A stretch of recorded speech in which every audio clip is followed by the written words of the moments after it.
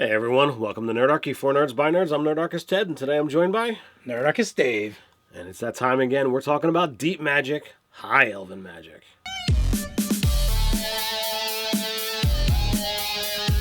Jump down the description below where you can sign up for Nerdarchy the newsletter, get weekly gaming tips, as well as learn how to game with Nerdarchy. All right, so diving back into deep magic, high elven magic, we got the credits. We got designer Greg Marks, development and editing Steve Winter, art director and graphic design by Mark Rattle. Cover art is Marcel Mercado. We've seen a lot of that art from Marcel. Interior art is Marcel Mercado and Florian Stutz. Publisher Wolfgang Bauer, of course, as always. It is Kobold Press after all. And in the description, you can find a link to get your copy of Deep Magic. Over on Drive-Thru RPG. And like we said, we're talking about high elven magic this time. I will say they got a lot. They didn't put as much art in this one. It's more. It's mostly all text. A couple pieces of art. The pieces that are in here are really nice. Again, I've been very impressed with this whole series for the amount of art they put in it. I agree as well. We have a little bit smaller of a document as in comparison to some of the other ones that we've recently been doing. But with this one, you get one wizard tradition, one subclass, literally just high elven magic. And you get 17 new spells. And here's like the real flip on it. 12 of them are rituals. So most of the time, like, you get a little bit of ritual in your magic. Here, it's mostly about it. And the reason is that is the focus of this. And I think it's really cool. I mean, if you follow along on Dave's game, Ted loves ritual magic. I think it's cool to be able to do stuff and not have to waste your spell slot. Now, one of the things too is the blurb about what this magic is about is relatively short compared to all the other ones. So short, we might as well read it. The ancient high magic of elves is thing of legend.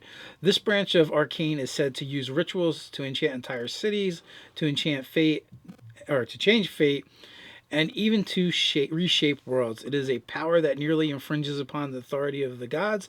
Powerful practitioners of this school are rarely seen today, however, and they guard their secrets so jealously that it's widely believed even elven high magic has died out and its power can no longer be found in this world. So the magic school, high elven magic, or elven high magic, is powerful and extremely rare. With high magic and sufficient time, an elven wizard can accomplish just about anything. It is a closely guarded secret practiced only by the elves and their shadowy fae relatives. Non-elves are never taught the ways of this school. That's both a sign of the elves' sense of superiority and an unfortunate practicality. High elven magic can take centuries to master, and humans and other short-lived races simply don't live long enough to become skilled in this art. So with that, that is the opening to the tradition itself. And the part I read was just the opening to what high elven magic is. So like really short, gets right into it. So it's interesting. It doesn't actually say you have to be a high elf. There's no prerequisites. It's just in the flavor text. It says it's never taught to non-elves. So you can play however you want in your game if you want to allow something that's not an elf to do this. But typically, it's not taught. You know, I instantly thought about when I was reading that first blurb, it was like, oh, you don't generally live long enough to do this unless you're a lich or something, some other unnatural means. So take that, Mr. Hoity-toity elf. So, second level, you get Ritualsavant. And this is just like all the other Savant stuff. The time and gold cost to copy the magic into your books is halved for anything that would be high magic. And then, you get the core feature at second level as well, and that is Ritual Focus. Starting at second level, you can spend 10 minutes centering your mental energy and creating Ritual Focus. When you choose to do so, you can expend your Ritual Focus to create one of the following effects when casting the ritual version of a spell. So you can cast a ritual version of a spell without adding the additional 10 minutes to the casting time that's normally required. You can expend a spell slot one or more levels higher than the spell's nominal level as you cast the ritual version of the spell, provided the spell allows that as an option. The ritual takes effect at the level of the expended spell slot instead of the minimum. you can have some spells have additional specific effects that can evoked by expending your ritual focus. So you have 3 different options to get into with this, and some of the options that are built in to the actual spells with this are pretty darn cool. Yeah, and you can only use them. It's only the spells in this PDF that you can use them with. So, Right. like that last ability isn't going to do anything for ritual spells from any other source unless they also incorporate this rule set into it. And then the other nice thing is you get your ritual focus back after a shorter long rest. Right. So, 6th level, you get Bonded Magic. You begin to master understanding of Elven High Magic. You bind magic into the fabric of place, making it last without concentration. Choose a ritual spell you know that targets an area. Cast a ritual version of the spell and expend your ritual focus while burning expensive herbs worth 200 gold piece per level of the ritual. That spell's duration in that location becomes a year and a day. If you cast a ritual spell every day for 30 days, the spell becomes permanent in that location until it's dispelled or otherwise destroyed. And now you can use your ritual focus twice between rests. So it's kind of cool. You get to imbue your power into places, and it lasts a long time. And it actually has gotten really easy to make certain things permanent. Right. So that's kind of the bread and butter of these guys. So next we have Ritual Master. Beginning at 10th level, you can copy any spells with a ritual tag, regardless of class, into your spellbook.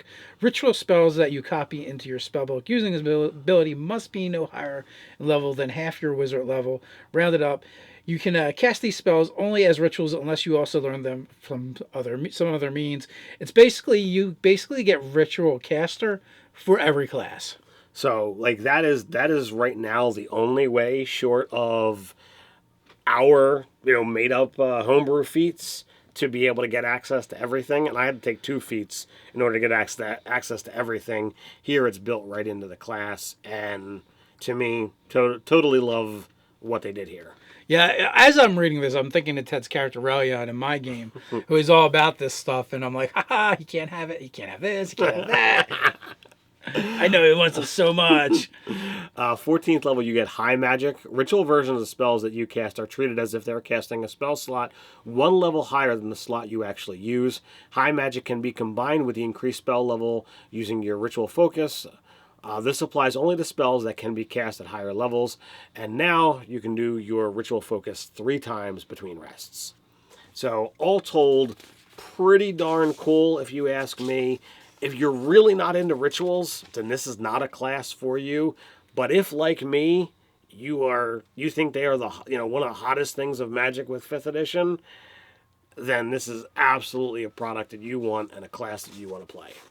And so there's like there's a decent amount of spells, but we'll just pick out a couple and check them out. Like one of the first ones I read that I really liked was actually Black Swan Storm.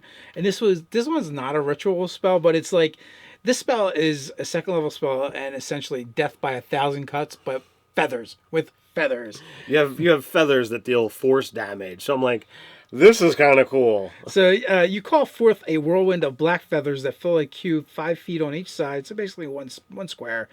The feathers deal 2d8 force damage to creatures inside the cube area and radiate darkness, causing the illumination level within 20 feet of the cube to drop by 1 step. So, you're going to give them, a darker vision, where just for the one person that might be in there. From bright light to dim light, from dim light to darkness. Creatures that make successful dexterity saving throws suffer only half damage, but they're still affected by the change of light. At higher levels, you cast a spell using a slot of 3rd level or higher, and the feathers do an additional die 8 force damage for each slot above 2nd. And then, if you expend your ritual focus, then you can move the whirlwind up to 15 feet by using a bonus action on your turn. If the whirlwind moves more than 30 feet from you, the spell ends. So now it's become something that you can mobily attack with it in a short distance. So it's an obstacle on the battlefield, and it's technically one that you can move around. So I like it. It was one of the spells that I really found enjoyment in as well.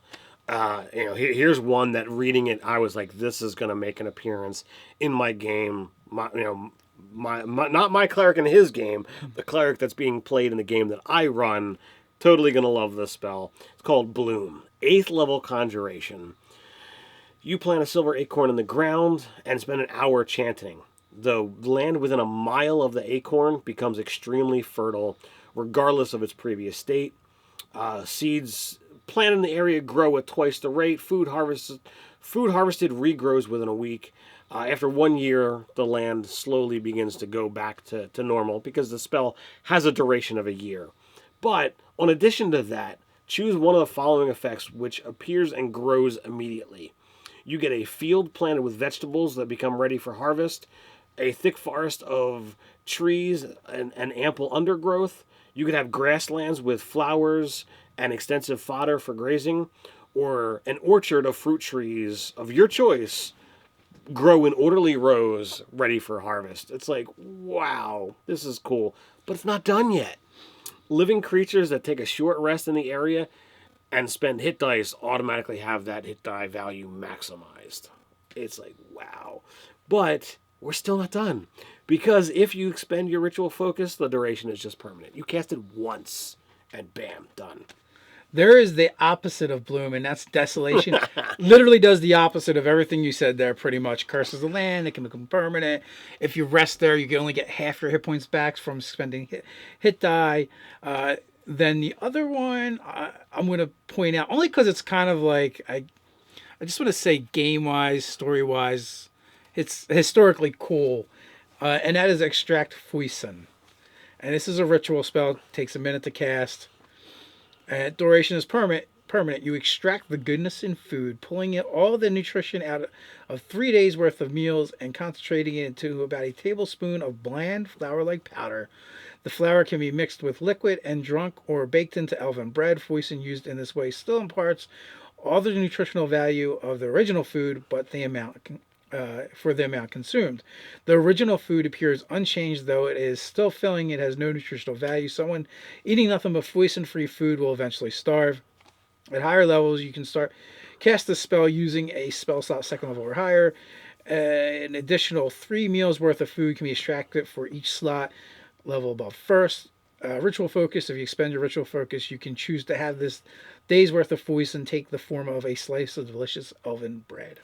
So to me, this is like, the Elven Way bread that they use in Lord of the Rings. It's like, oh, I don't need to pack, hordes and hordes of stuff for months worth of journey. I just need 3 loaves of bread. I need 3 loaves of bread, and I break off a piece, and there's my meal.